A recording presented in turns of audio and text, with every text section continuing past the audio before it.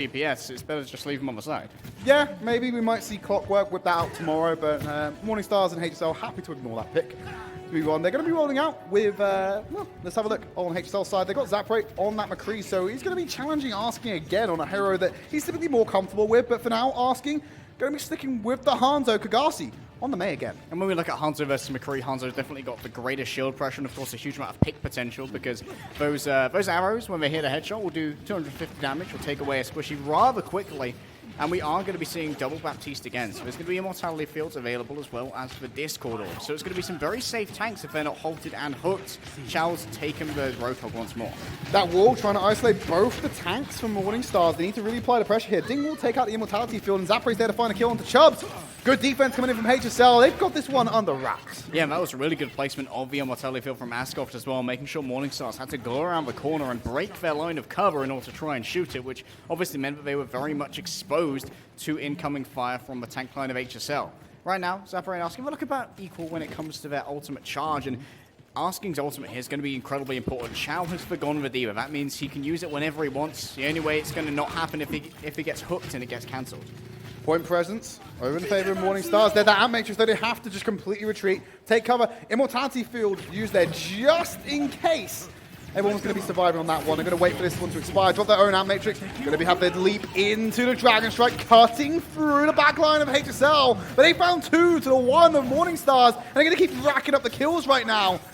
Morning Stars just struggling to find a dent on this map. And now Fisher has that Blizzard in his pocket to contend with Kagasi's on the next offense. Yeah, and HSL are so good here at being able to make sure they can move out of the way of incoming damage. Fisher kind of telegraphed when you use that Dragon Strike, of course, everyone knows where it's going to go. And you know that with the static composition of Morning Stars, it's going to be very slow for them to take that point presence, and you'll be able to back off and counterattack. Fisher can come in from the top with the Blizzard. Just going to be put right behind the shield as well. That's big, and now the wall comes in to guarantee it all.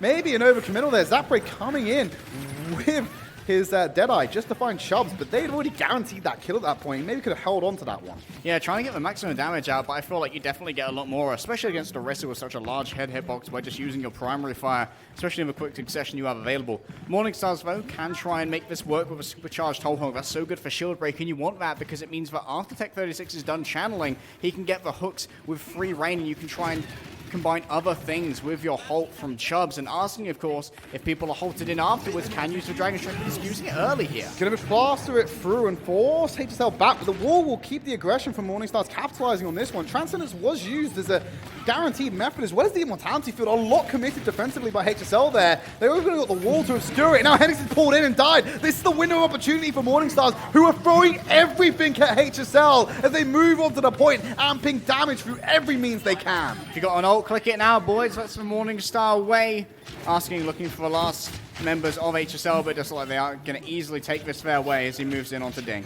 Please don't lose that duel, Asking. Please don't. He's actually backing out this one, turning his attention over to Fisher on the Mei. Slur will be the one to deal with him, and that's the point capture coming in from Morning Stars, but they're doing it with 45 seconds on the clock. That's a lot of time burnt. Yeah, but the key to Morning Star's victory there was about favorable trades. They used the Dragon Strike from Asking, they combined it with Chubbs' Holt, but in return they got an Immortality Field, they got Transcendence. Yeah, and the wall, and the Immortality Field as well. So HSL just invested so much in dealing with that combo, and then afterwards you can just move on knowing that the enemy don't have a resource to try and deal with it. They also saw the wall from Fisher. Speaking of which, Blizzards are on both sides. It's going to be a bit of a winter wonderland here in the west. Ironic, considering the sand everywhere. Not really expecting to see snow as well. Immortality Field, easy pick up there. Going to pump a bunch of shots into that one. Trade it out, so no one's got that one. Transcendence on top of the Blizzard.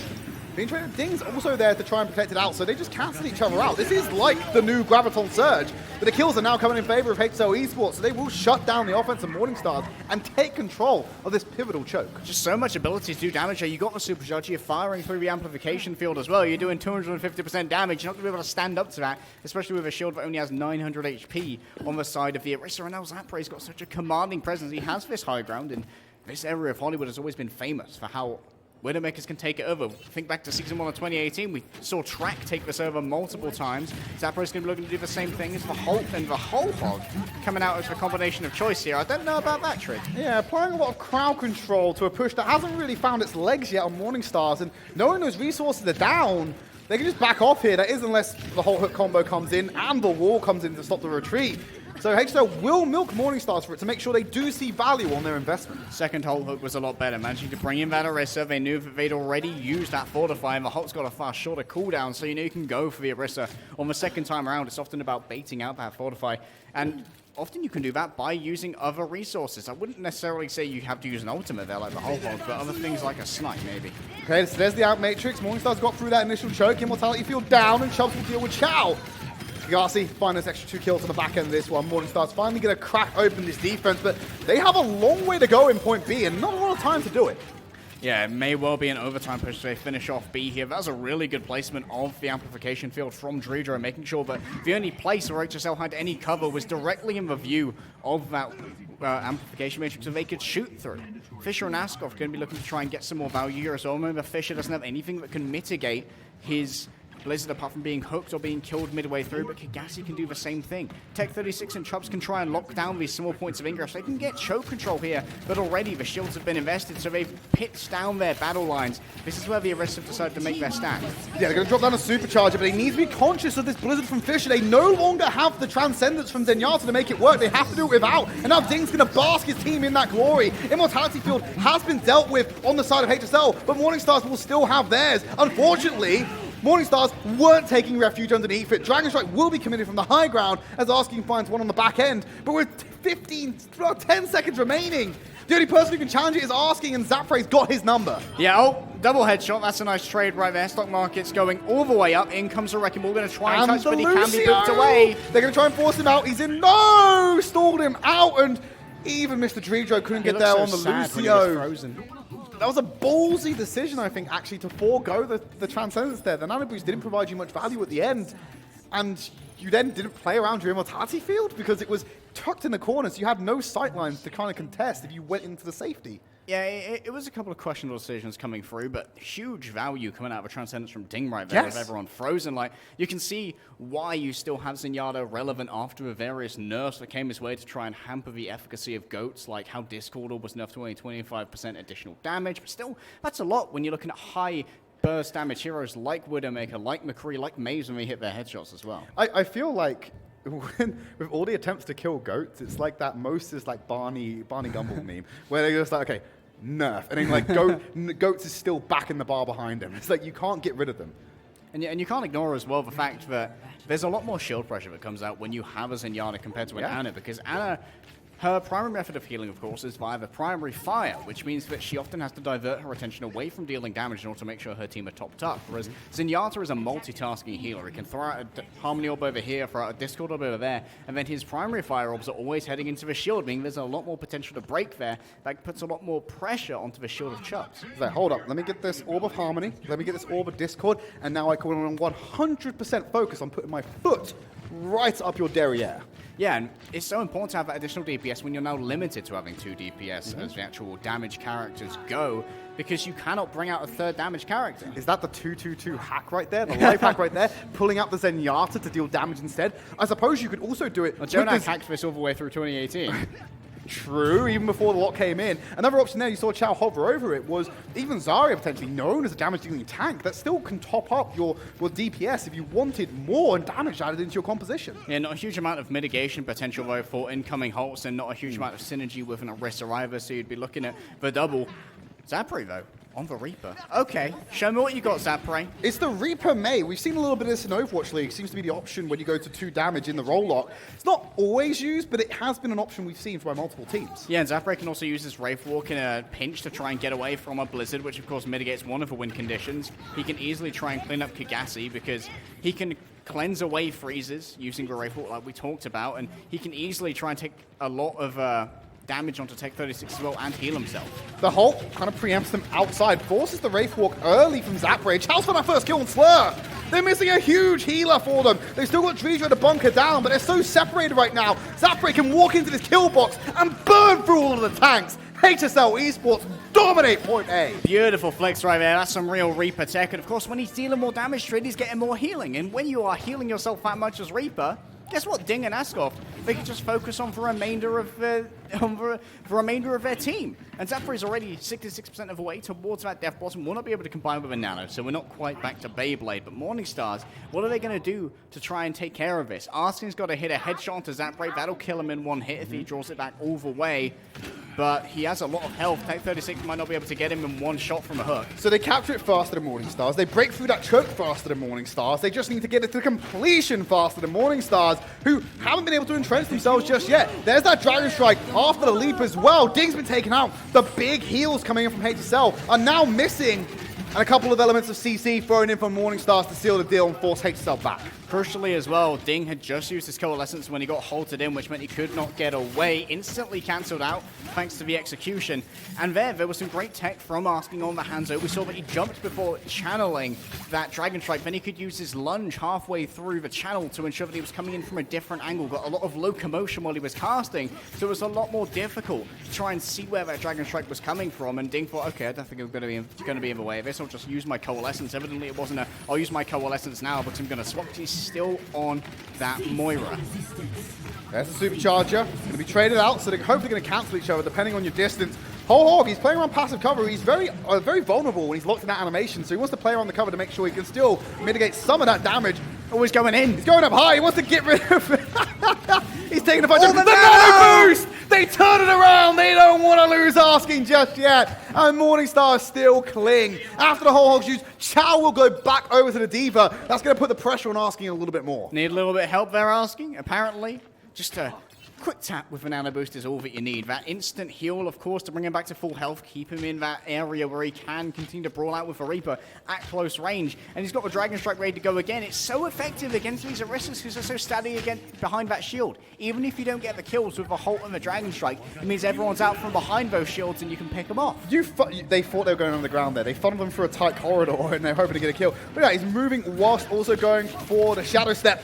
He's now in the middle of the crowd. He's going to go for the Beyblade. Hooked out of it. He's right in front of Tech 36. What did you think was going to happen?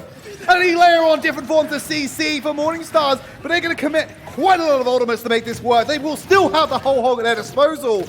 But HSL Esports have been thrown by the wayside again. And this time bank is being severely burnt. It is indeed. It is going to be Chow, for some reason, continuing to contest, but the car's now been pushed away from him. Just got to...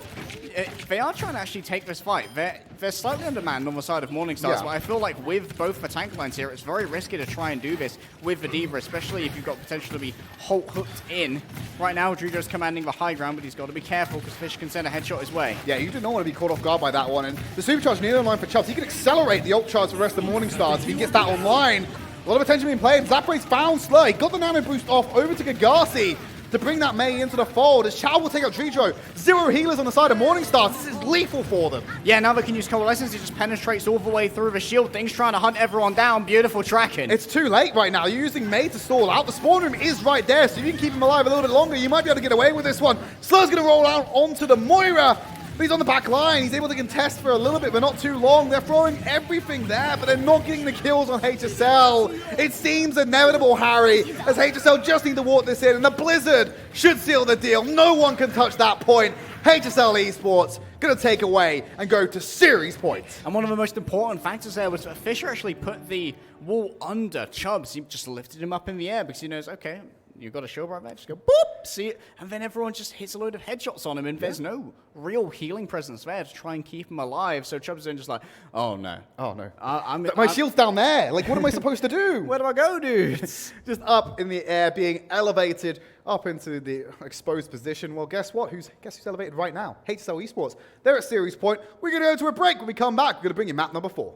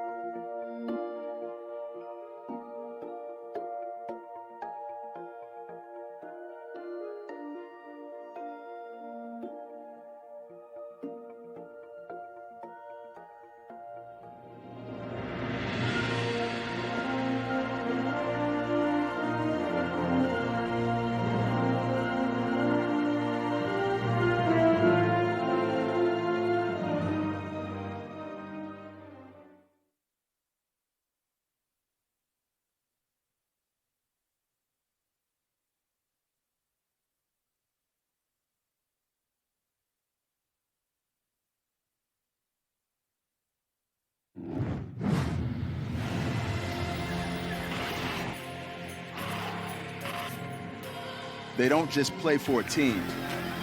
They play for every fan, every rival, every moment, every match. And when everyone watching expects the best, they perform with the best.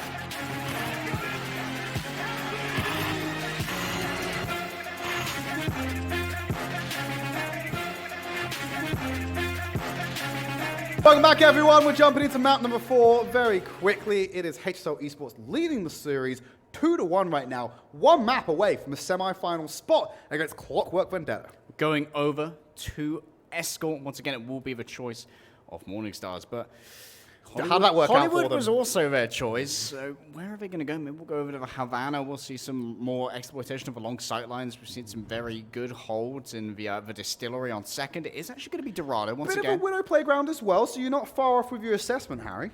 Yeah, maybe we're going to see that Arskin's just like, okay, I can just keep playing the Widow here. I am going to find Arskin's, I'm going to find Zapray's rhythm. You've got to try and feel out the enemy Widow so that you can ideally figure out where they're going to be peeking, where they're going to be taking these jump shots, what's their fire rhythm like, how much are they liable to go behind an Orisa shield. This also invites opportunity for Kagasi to go back onto a Pharah. It's definitely one of the weaker heroes in his repertoire, I think. Quite comfortable with his Mei and his Hanzo, but that does become an option, especially on point A.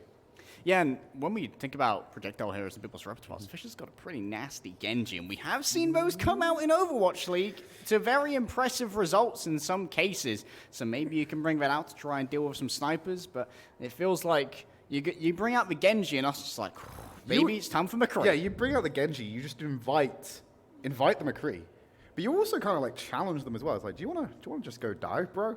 Like, do you want to just try and challenge us on the dive right now? And then really go for that deep throwback. But that's just me fantasizing, romanticizing the past. With Zapray's Tracer, I think it's a legitimate fantasy to try and go for. Because Henningsen, I'm not really sure about where his Winston's at. It seems like it's okay, but at the moment he's really shining more on the Orisa. Well, we've just seen Orisa. We've seen him flip over to the ball occasionally. That's mainly just for stall and just to try and get out there. But I think we find a lot of main tanks right now are relying very much so on their Orisa play. So I don't expect much of a flex coming out here, but of course like, it's very difficult to go for a dive composition if your tank is very static. Yeah, and the Orisa is so important in our current meta because Hulk demands so much attention from an enemy team, and you're trying to create space, not by creating physical space. That's only really behind Orisa shield, but you're trying to create space through taxing the mental resource of the enemy team. They've got to deal with so many threats, whether it's the Hulk hook, and that gives, while you're dealing with that, that means, oh, and Zapray's on the flank, he's got himself 2 headshots. Yeah, this is over. Cool. You looked at the Hulk for too long to try and save yourselves. Why are you so dumb? Yeah, if you look at the Hulk, it's almost like the sun moving across the sky will blind you. Please, do not look at the sun for too long.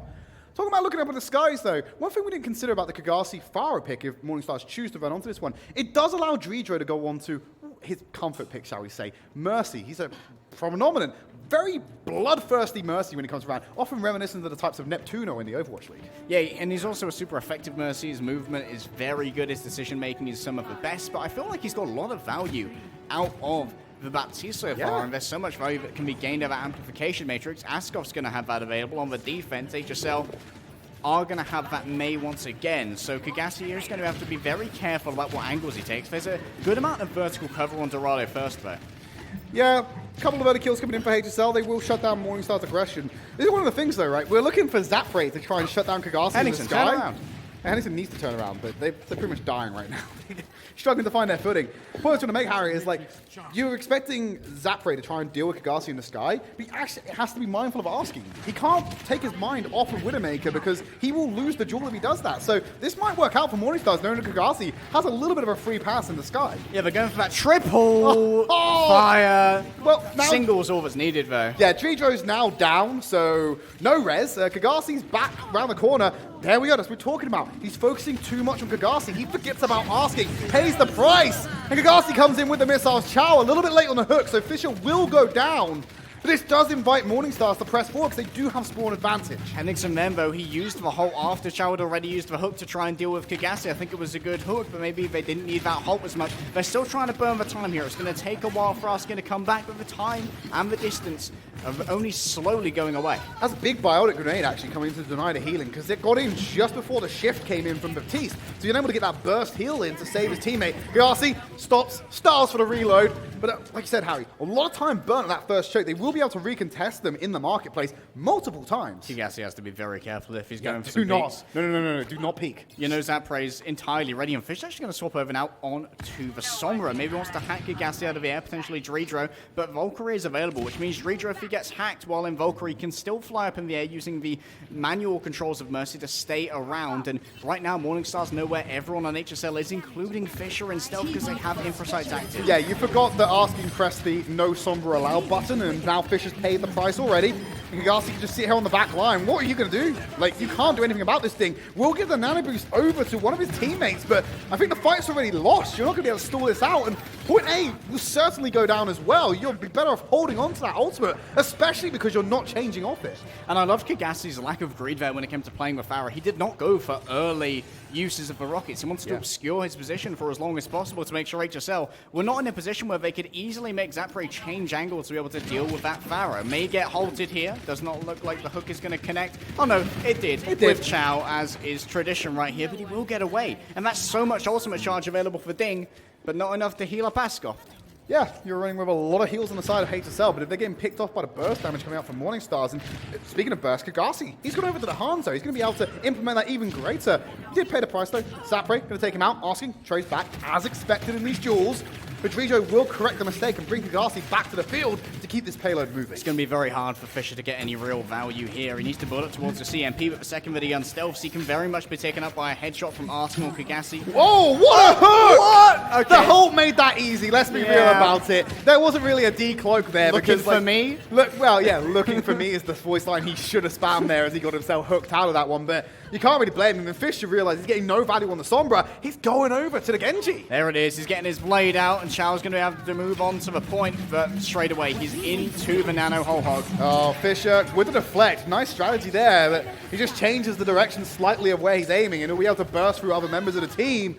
Seems like there's no stopping Morningstars right now. They're committing the nano boost to Fisher yet again. Questionable usage. Oh, great deflect! Headshots, Dredro away. Again. Fisher! What a madman! Moving in here with the Genji, single-handedly stalling this one out and buying enough time for HSL to try and go for the contest. You think the hook is enough? Now the Fisherman's going to teach you all about it. He's got the Dragon Blade ready to go. Everyone's up in the air. Doesn't want to use it though. They can do this one without. What another clutch hold coming in from HSL off the back of some mechanical genius. Okay, Dredro's in chat like, who shot for Reflect? Who did it? Who? It's like playing with Jaws with Juroku's and me. When I just keep firing into the deflect, he's like, Tridd, you need to stop doing that. Please, I beg you, bro. Well, speaking of things that need to be stopped, Fisher needs to be stopped when he brings out this blade. How are you going to do it? You can get the Holt. Dredro's moved over now onto the Brigitte. Not the new Brigitte either. This is old Brigitte, so no additional armor packs, but he does have a large shield and, of course, the shield bash. Now Fisher, he's looking at using this Dragon Blade into double stun, triple even if you count the Holt hook. Sleep Dart as well from Slur. Like, there's a lot of options here, a lot of CC on the side of Morningstar to deal with this.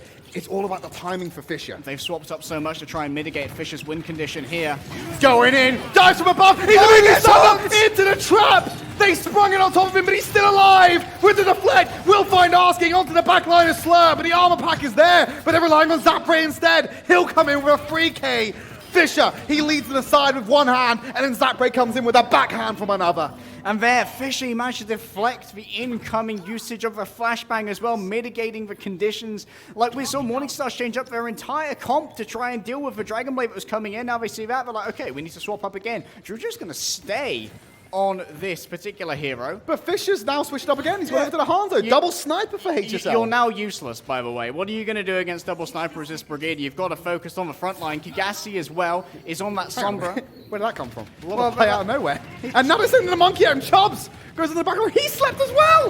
They're just trading it out. And now Tech36 and Kagasi find that edge to try and get this payload in here, but we've seen this before. HSL coming in clutch off the back of a nano boost from Ding as they give it over to Chow this time. But Dredro's taking him out. He sprinted at him with the Brigitte, hit him with the shield bash, and dealing the damage. Fisher will find a return kill with the Storm Arrow, but they've already lost too many members. This has to be Morningstars walking it into point C.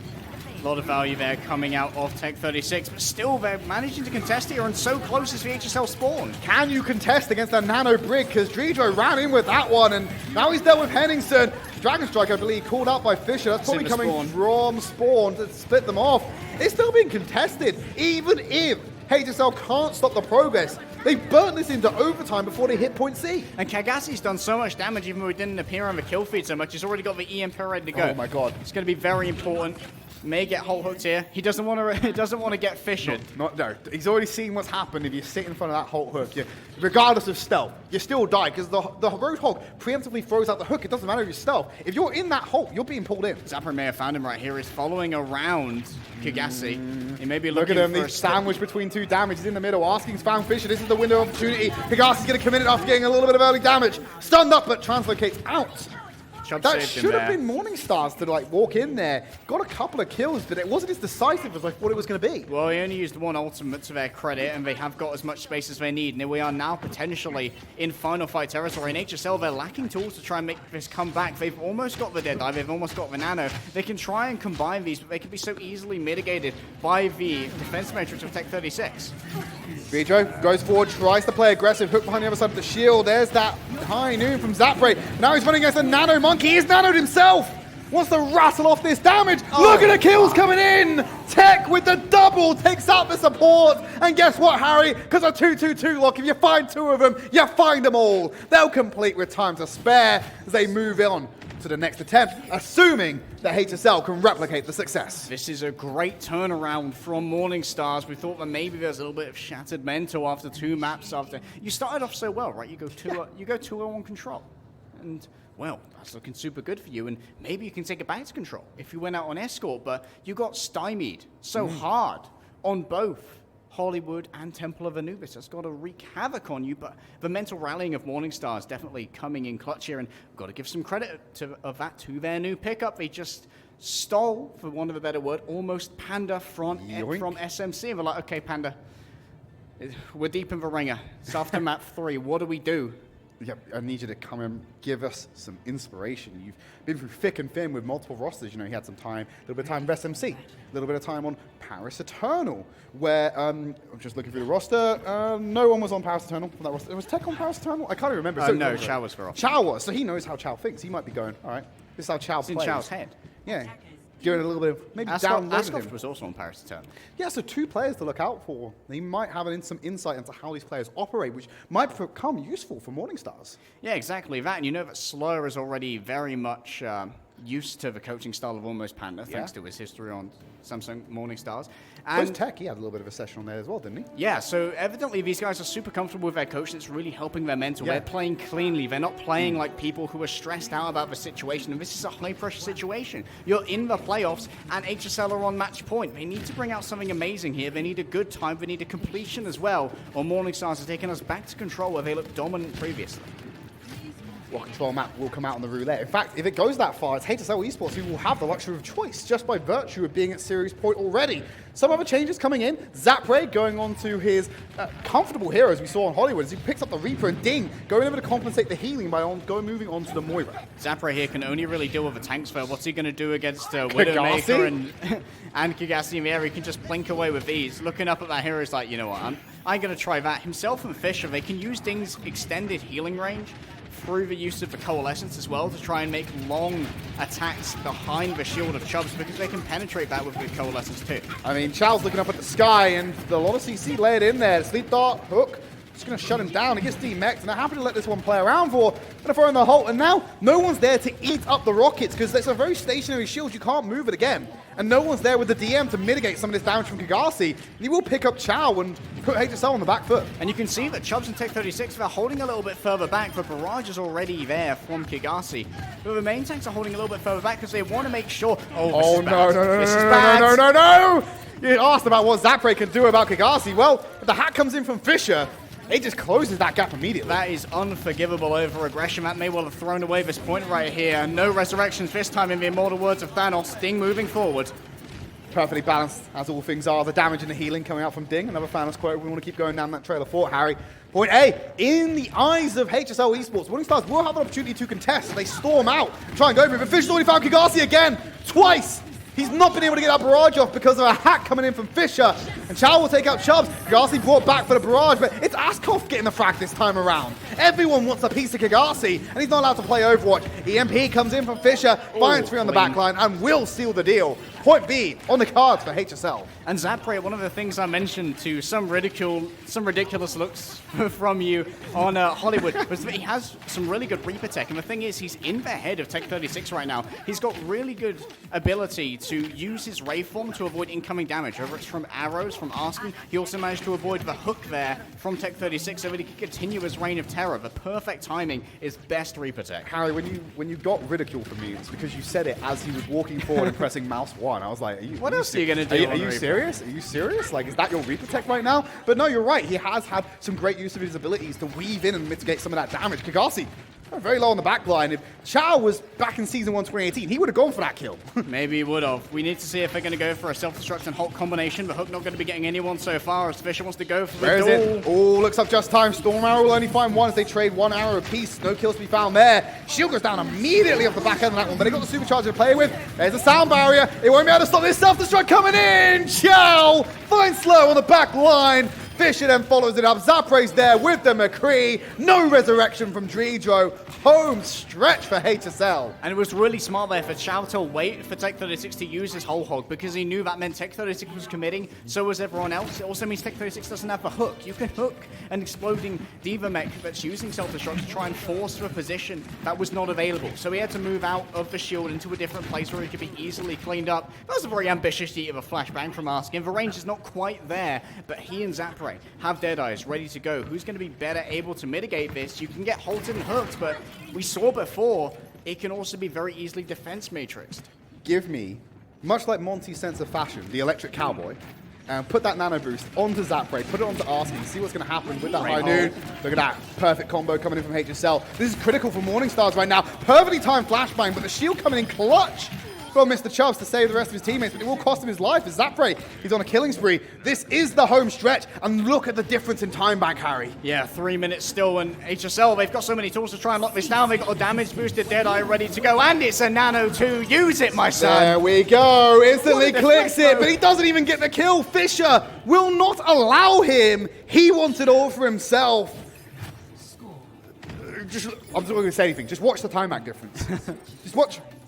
3 minutes 19. They gained time on Dorado. I don't know how this has happened in a professional game. They've gained 19 seconds. Of course, Morningstar's having a time back less than a minute. That gets boosted up, so they got a fair shot. And the same will be added to HSL's time back in the... It's more things than just a time back getting boosted this game, Harry. Morningstar's really in a critical position right now. They are at series point.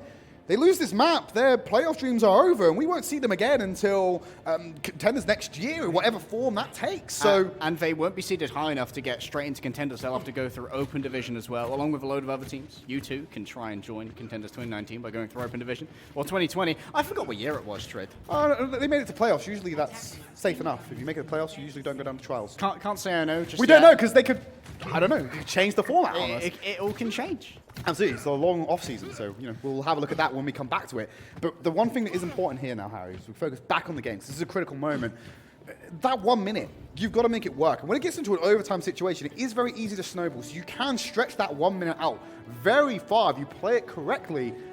But then when you flip around the HSL Esports, they can just match you. They've got all this time to play with the same mechanics. And not only that, they're holding up super close. They held it for 1 minute and 30 last time while they were here until Kagasi managed to get a lot of value out of the barrage. But this time, no Farah from Kagasi. They're going for the May instead, which means they may be able to go for these walls again. It means that they will get this free cart push. So it's moved at least a little bit. Snipers are still challenging. A lot of attention being played to Ding on the back line there. Tried to go for him. Now Zapre is getting the focus. He moves around to a different position. Will pick up the mini, so he's not drawing the attention of his snipers. Bionic Grenade drops on HSL. Luckily, they have the Immortality field, as Chow will then take out Dredro. And Morningstar's time bank is just being dismantled right now. Kagasi's the only one to find a kill. And now no one's challenging Zapre on this high ground, because Asking has already gone back to the spawn room. Morningstar still have the advantage when it comes to their spawn point. So he's looking for Asking up in this top window. He's only got asking on the field. Someone has to 10 go down seconds. there and touch with 10 seconds remaining. Widowmaker, get on the point, as you've heard in your comp queue so many times. The Hulk's going to be there. The hook too. They're going to get it out. Don't worry, Chubbs will get there to contest, but no one's finding any kills right now. And Matrix as well, put it at a weird angle. Slurs locked in the box with Chow, who will finish this one off. Harry, it's all gone wrong for Morning Stars. They got 4 minutes 19 to walk this one back. The whole hog, the nano boost, it keeps them away. They have to find the flank, but now Dredro's gone down. This is going to be HSL setting the lowest bar of entry to this semi-finals they could possibly have, and they got 4 minutes 19 to get away with it. For Morning Stars, to take us to map 5 would be an unprecedented feat, an odyssey of unbelievable bounds in Overwatch. 14.63 meters. In 4 minutes 19.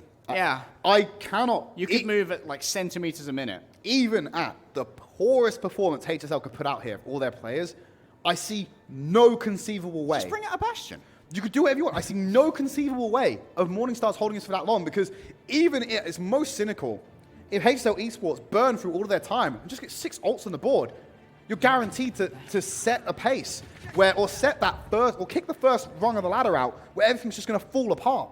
And there's that prey on the Reaper. He's bringing the tech, Harry. This is a position where Reaper is definitely in his element, because everyone's going to have to be right up to the door asking those for the same thing. This is going to be an all-out brawl on the cart, and we're seeing our first Reinhardt of our Season 2 playoffs. Not sure about that one, Chief. Well, it may get some value. I'm not sure. It does mean that he is actually just going to be able to, like, as we call it, WM1 alongside Kagasi, because they can be backed up by Slur. They've got so much healing. Slur can heal as many teammates as he can get in that Bardic Grasp for 80 healing per second each. Get himself a fast coalescence, try and overwhelm an enemy tank by penetrating their own barrier.